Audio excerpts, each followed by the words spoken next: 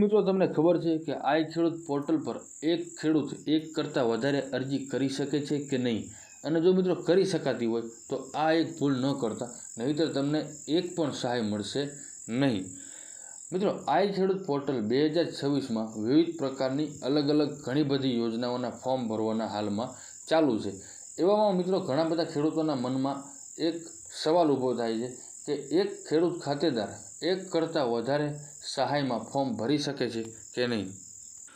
દર્શક મિત્રો, ઘણા બધા ખેડૂતોને આ બાબતમાં કન્ફ્યુઝન હોય છે, એટલે આ વિડીયોને અંત સુધી જોતા રહેજો, કારણ કે હું તમને આ વિડીયોની અંદર સચોટ અને સરળ માહિતી આપવાનો છું.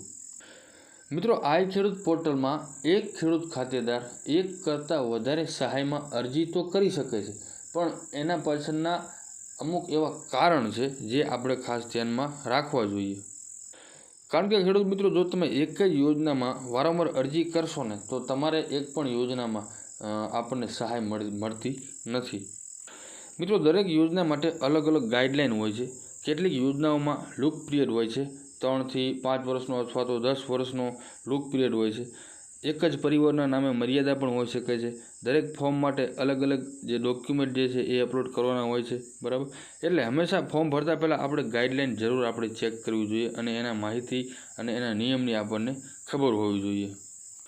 હવે મિત્રો ખેડૂતોના મનમાં જે સવાલ થાય છે કે એક ખેડૂત એક કરતાં વધારે અરજી કરી શકે કે નહીં. હવે મિત્રો એમાં જો અત્યારે હાલમાં આ ખેડૂત પોર્ટલમાં ઘણી બધી યોજનાઓના ફોર્મ ભરાઈ રહ્યા છે. એમાં એક ખેડૂત એક કરતાં વધારે અરજીમાં ફોર્મ ભરી શકે છે, એમાં કોઈ પણ પ્રકારની તકલીફ નથી. પણ તમે માનો કે અગાઉ ટ્રેક્ટર માટેની સબસિડીમાં ટ્રેક્ટરની સહાયમાં તમે ફોર્મ ભરેલું છે, તો એના ટ્રેક્ટરમાં એટલે કે બીજી વખત તમે ટ્રેક્ટરની જે યોજના છે એમાં ફોર્મ ભરી શકતા નથી. એટલે કે એક ખેડૂત એકને એક યોજનામાં ફોર્મ ભરી શકતા નથી. ટ્રેક્ટર સિવાયની જે યોજના છે એમાં એક ખેડૂત ખાતેદાર ફોર્મ ભરી શકે છે. એટલે કે એક ખેડૂત હોય તો એ એકને એક યોજનામાં નહીં પરંતુ અલગ અલગ યોજનામાં ફોર્મ ભરી શકે છે. માનો કે કોઈ પણ ખેડૂત છે તો એને ટ્રેક્ટરની યોજનામાં ફોર્મ ભરવું છે, સ્માર્ટફોનની યોજનામાં ફોર્મ ભરવું છે, પશુપાલનમાં પણ ફોર્મ ભરવું છે, અથવા તો હળ માટેનું ફોર્મ ભરવું છે, તો એક ખેડૂત અલગ અલગ યોજનામાં ફોર્મ ભરી શકે છે.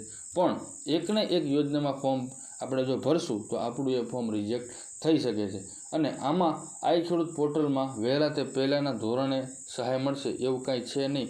આ ખેડૂત પોર્ટલમાં ડ્રો સિસ્ટમ છે, એટલે એ પ્રમાણે આપણને આનો લાભ મળશે. હજુ ફોર્મ ભરવાની શરૂઆત જ થઈ છે. હજુ 1 મહિના જેટલો સમય તમામ ખેડૂતો પાસે છે. એટલે જે ખેડૂતે ફોર્મ નથી ભરેલું એમને વહેલી તકે ફોર્મ ભરી લેવું, જેથી કરી તમામ ખેડૂતોને આ યોજનાનો લાભ મળી રહે. મિત્રો આ ખેડૂત પોર્ટલમાં જે યોજનાઓ ચાલુ છે એનું ફોર્મ તમે તમારી ગ્રામ પંચાયતમાં વીસી મારફતે ભરી શકો છો, ઓનલાઈન સેન્ટરથી પણ ભરી શકો છો અને મોબાઈલમાં પોતે પણ તમે ફોર્મ ભરી શકો છો. આપણે અલગ અલગ યોજનાઓમાં કેવી રીતે ફોર્મ ભરવું એને લગતા વિડીયો પણ આપણે અપલોડ કરેલા છે, જેની લિંક હું આ ડિસ્ક્રિપ્શન બોક્સમાં પણ આપી દઈશ. તમારે જે યોજનામાં ફોર્મ ભરવું હોય એને કમેન્ટ બોક્સમાં તમે લખજો. કોઈ પણ યોજનામાં તમારે ફોર્મ ભરવું હોય તો એનો આપણે વિડીયો બનાવીને અપલોડ કરી દઈશું, જેથી કરી તમામ ખેડૂત મિત્રોને સરળતા રહે. એટલે ટૂંકમાં મિત્રો એક ખેડૂત અલગ અલગ યોજનાઓમાં અરજી કરી શકે છે, પરંતુ એકને એક યોજનામાં ફોર્મ ભરી શકતા નથી. દર્શક મિત્રો, આ ખેડૂત પોર્ટલ 2026 બાબતે અને એમાંની અલગ અલગ યોજનાઓના વિષય ઉપર કોઈ પણ ખેડૂતોને કોઈ પણ પ્રકારની મદદની જરૂર હોય તો કમેન્ટ બોક્સની અંદર જરૂરથી પૂછજો. તમને 100% એના જવાબ મળશે. અને તમામ ખેડૂતોને ફોર્મ કેવી રીતે ભરવું એના વિશે પણ કોઈ પણ પ્રકારનો પ્રશ્ન હોય તો કમેન્ટની અંદર પૂછજો, તમને જવાબ એનો મળી રહેશે. એટલે હજુ 1 મહિના જેટલો સમય છે, એટલે તમામ ખેડૂતોએ વહેલી તકે ફોર્મ ભરી લેવું. મિત્રો આ માહિતી જો તમને ઉપયોગી લાગી હોય તો વિડીયોને લાઇક કરજો અને આપણી આ ચેનલને સબસ્ક્રાઈબ જરૂરથી કરી લેજો. આભાર.